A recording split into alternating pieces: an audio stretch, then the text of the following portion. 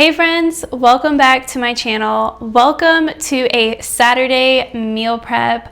I thought it'd be fun if I invited you in to my day and how I make my fresh milled flour bread. I'm gonna do a crock pot dinner tonight. I thought it'd be a fun, cozy day. It is supposed to rain here, so let's just get into baking.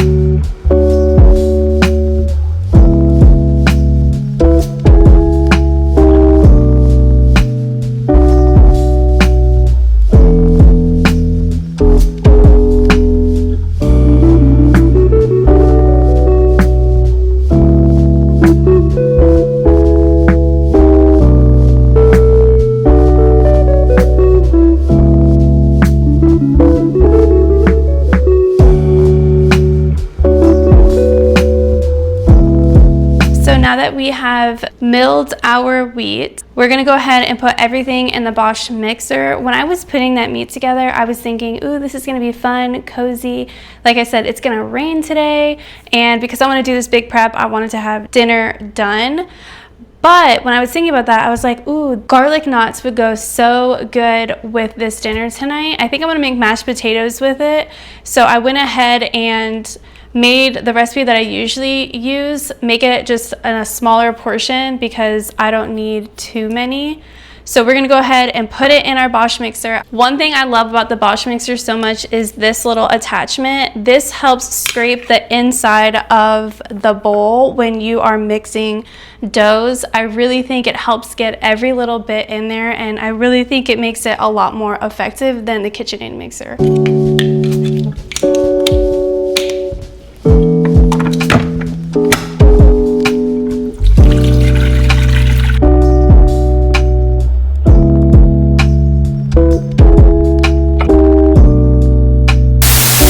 Girl, I know I just did that step wrong. Olive oil does not go into our pre-mixture. We need to redo that and start over because we have learned our lesson by now that the Bosch mixer does not work the same as a KitchenAid.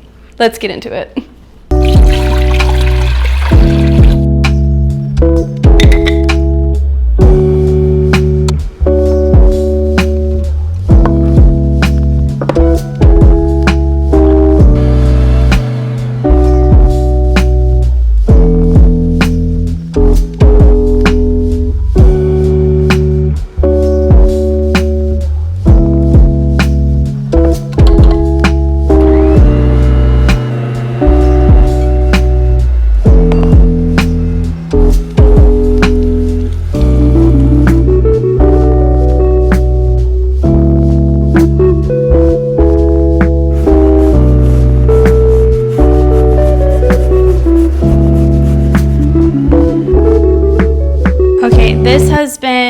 mixing for about 7 minutes. I will usually set a timer, come back at 7 minutes, check my window pane to see what my gluten has developed to. So let's see where are we at. So I'm definitely pulling apart, you see that? Where my fingers are coming through, and I'm having quite a bit of thickness here that doesn't really want to pull. I don't think that's a bad thing. You can definitely bake it at this point, but I definitely like, you see how it's just stretching? That's what I don't want. So I know that my gluten has not properly developed at this point. You could go ahead and bake this and you would still get a beautiful, wonderful loaf. I have noticed with my Bosch mixer, if I set it for maybe 3 more minutes, I just get so much better of a rise. My crumb is a lot tighter, and it actually, I feel like it rises faster, maybe because it's able to just fully be able to stretch in the way that it should. So I'm gonna set my timer for another about 3 minutes, come back, check it again.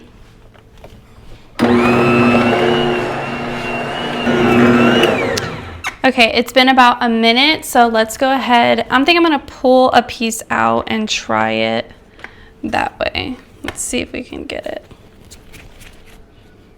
I usually just roll it up into a ball, and then I slowly will start to pull it apart. I always have to be very careful because of my nails. I always tend to rip it on accident. You see how much stretch that's getting? I'm trying not to put my fingernails on it. But you see how it doesn't need to be paper thin like I said, but you do want to be able to see through it. But see, my fingernail ripped here. But you see how good it's starting to stretch apart. Let's go ahead and shape these, and then I want to get our garlic knots going.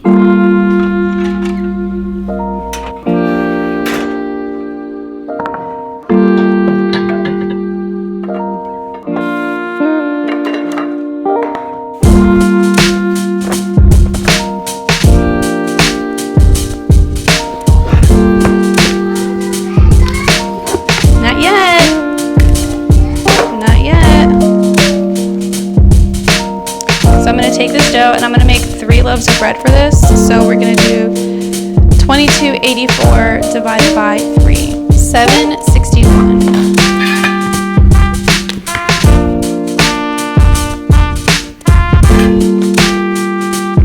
Okay, now that we have gotten that done, we are gonna go ahead and shape our loaves. Hey, can you hand me a tea towel?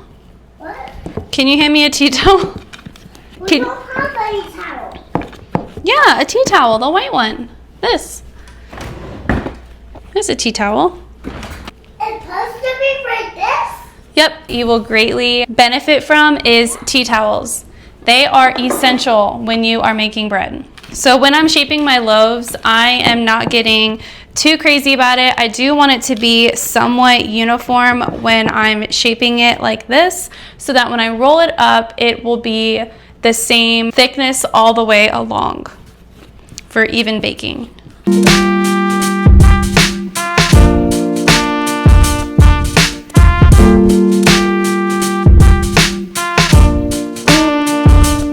We're gonna set this aside, and now let's start on our garlic rolls.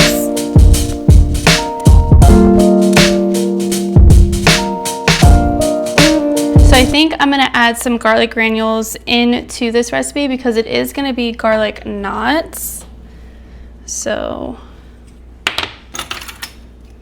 I've done that before with a different recipe. I think it was more of a sourdough recipe, but it came out so good. So let's see if this will help. And then we're just gonna add the rest of our flour. And again, I don't think I'm gonna worry too much about window pane for these because they're gonna be so small. I think I wanna do bite size or similar to that. Since I'm not doing like an actual bread roll, I'm not too worried about the window pane for these ones. Okay, we have only been mixing for maybe 2 minutes at this point. I'm noticing my dough looks extremely wet and just like it's like lacking flour. I think what I'm gonna do, my first thought is to add more flour, right? Because it seems too wet. I think I'm gonna let this mix for maybe 5 minutes, come back and check it and see if that will help, because a couple weeks ago this happened to me with a different recipe and I ended up adding more flour and I kind of regretted it. The bread still came out really good, but it could have been better. So I'm gonna let this keep going and check it in 5 more minutes.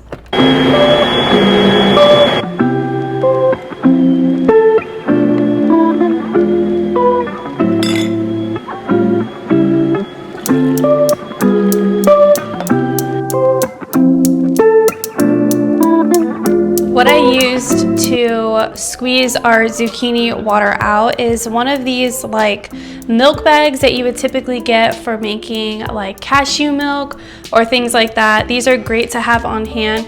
You definitely could use a tea towel, but because this is more of like a bag, I just find things like this with this that I already have to be a lot easier for me. But I think our bread has been mixing for about 5 minutes now, so let's go check on that and see how it's doing. Okay, so thoughts are the window pane, I hope you can see that, is actually really good. And it is a little bit stickier than I usually like. That just means a higher hydration level, which is fine. I followed the recipe exactly how it was supposed to. This is the same exact recipe that I use for my everyday loaf that we just made. I just made it to where it would be more of like a loaf and a half, so that we can maybe freeze some for another dinner another night. But I think this is good, and honestly the window pane is really good. Let's go shape these so that they can rise and that we can bake them and move on to all of our other fun delicious treats. It's also about to be lunchtime, so I think I'm going to shape these, probably get lunch going before we have to put the bread in the oven, and then start on our muffins.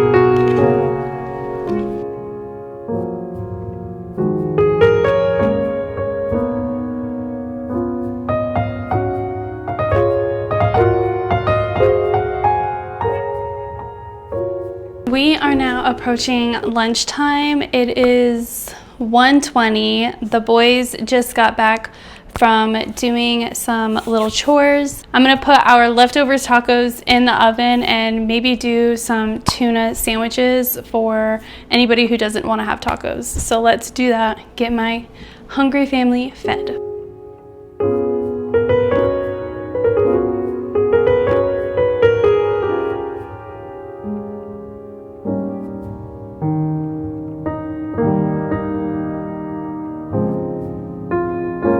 Just thinking about it, I don't think I told you guys that I got this new to me bread storage. I'm literally like blank on the name of it, but you know what I mean. A bread storage where you put your bread in. With buying that, I honestly thought I wasn't gonna have to use plastic bags, and it did work for the most part the first time I made bread since I've had it. And I wrapped it in tea towels, like a tea towel on the bottom and a tea towel on top. It fits perfect, 3 loaves of bread for the week. But for some reason this week, I don't know what it was, the bread got stale faster than it did the first time. I think that may come back to, I think I added a little bit too much extra flour in that bread that I made last week versus when I add a little bit less flour and have a little bit more of that sticky dough. I wonder if that has something to do with it. But I really like having this. I'm trying to get away from plastic bags. Although I still use them, but I am trying to get away from them as much as I possibly can, because I feel like we're starting to understand that they do contain microplastics. We can't be perfect and expect to do this and never get sick or have anything. But when you know, and you can't unsee what you've seen. So that is my goal, but that doesn't mean that it's going to work. But if you have a bread box, that's what I was looking for. If you have a bread box and you have any tips or tricks, leave them down in the comments and let me know. If you use a plastic bag in your bread box, or do you use tea towels? Do you have a linen bag? I've also seen that those work really well. Or is it just the hydration? I don't know. Let me know in the comments down below. What are your thoughts? What are your tips and tricks if you have a bread box and make your own flour, keeping it fresh without the use of plastic bags?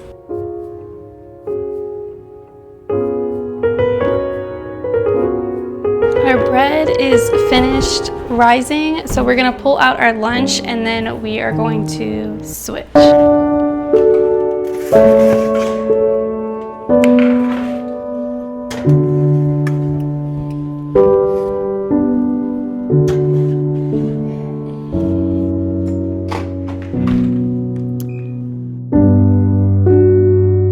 Okay, well, I'm gonna go see what my husband's doing, help them if they need help, and put our lunch together. I just came from outside and I checked the coop and there was actually an egg in there waiting for me. So that's a lot of fun. Our bread is about to come out. When our bread comes out, we are going to lather it in butter and then we are gonna put a tea towel on it to let it cool.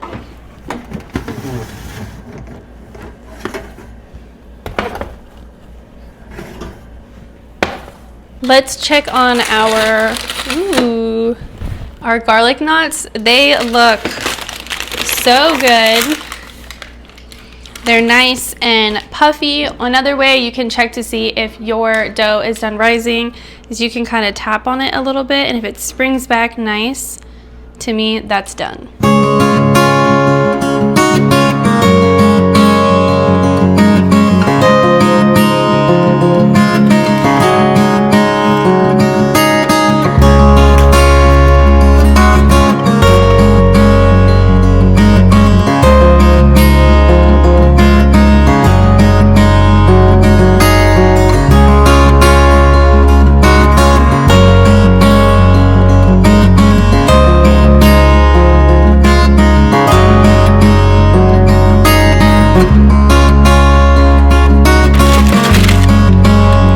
Show you how beautiful it looks outside right now. Thunderstorms in Florida and thunderstorms where we live now in the mountains are just two different kinds of cozy rainstorms, and it just looks absolutely beautiful outside. We still have quite a bit of green, but we are getting those little pops of yellow, some red.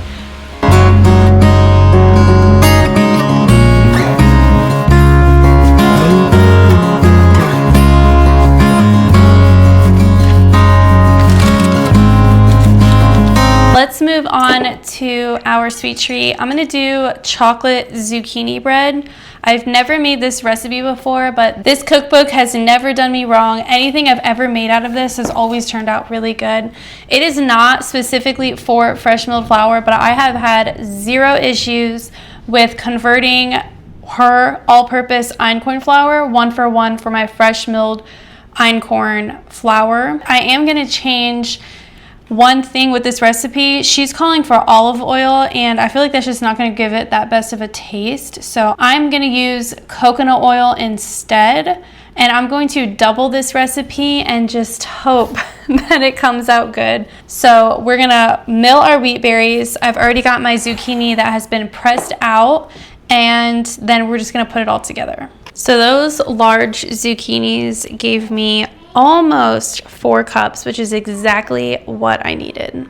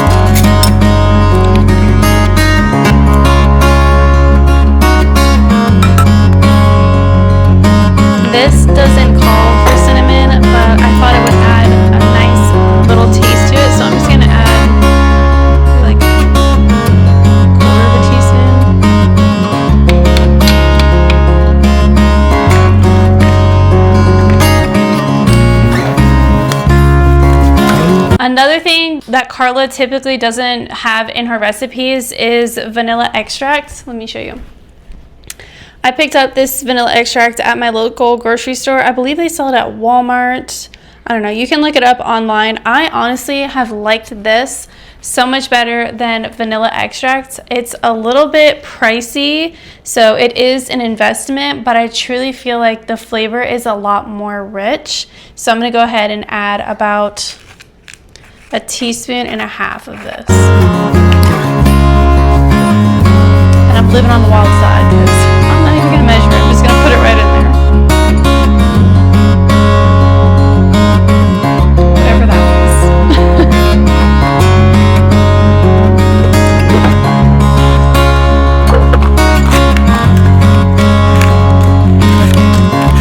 is. So being a family who bakes a lot of things from scratch, one thing I have learned over the years that can make me baking or cooking from scratch a lot easier, honestly, in my opinion, is bulk buying. What I love about bulk buying is I always have almost everything I need on hand, and when I'm running low, I know that I'm going to buy a large quantity and have it for quite a long time, depending on the product and how frequently you use it. My favorite place to shop is Azure Standard. I do this almost every single month.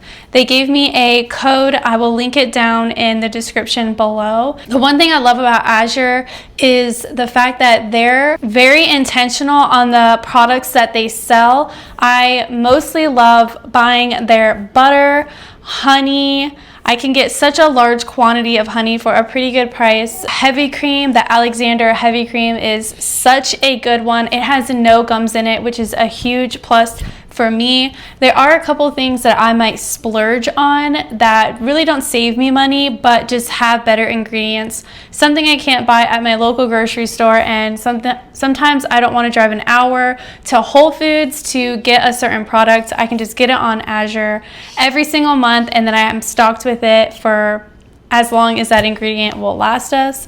Another thing that we love in the summertime is they have potatoes that are cut into French fries, and they freeze them, and you can put whatever it is that you want on them. That is one thing that we love so much, and I buy it almost all year around, but specifically in the summertime.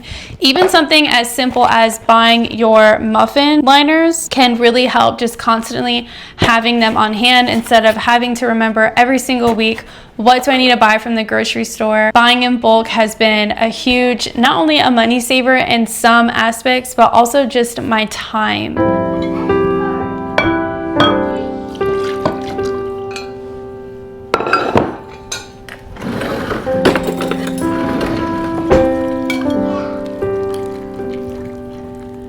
As I'm mixing this, I just realized we have not added in our sugars, so we need to go ahead and do that.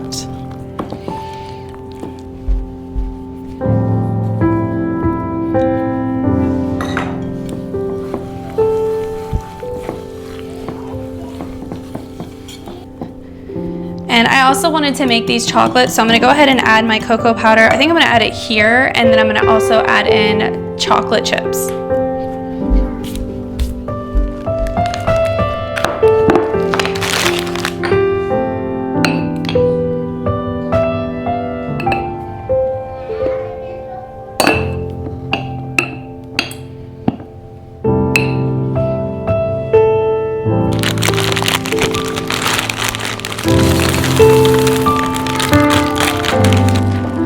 Her recipe doesn't call for chocolate, so honestly, I'm just kind of eyeballing it at this point just to see like what it looks like.